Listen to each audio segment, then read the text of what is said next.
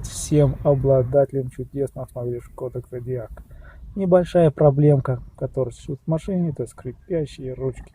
Решается она путем проклейки ленты антискрип, либо обклейкой кожзамом ручки.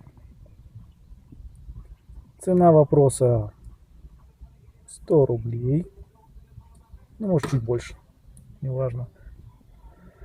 По работе время минут 20 на обклейку, ну и подготовка минут 15-20, это такая как обточка, ее обезжиривание и прочее. Давайте проверим, что же все-таки у нас получилось, работает ли это или нет. Ставим ее на место. Так, все в нужные места. Так, и защелкиваем.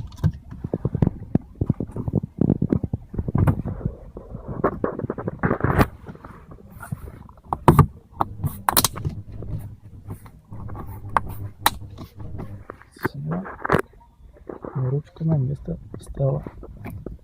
Чудо, скрип пропал.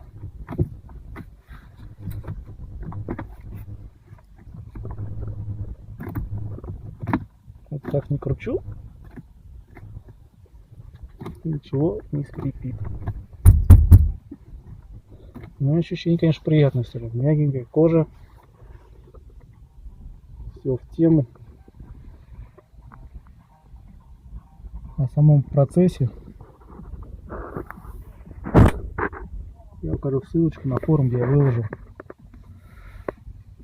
как что делалось. Результатом доволен. Давайте, дерзайте.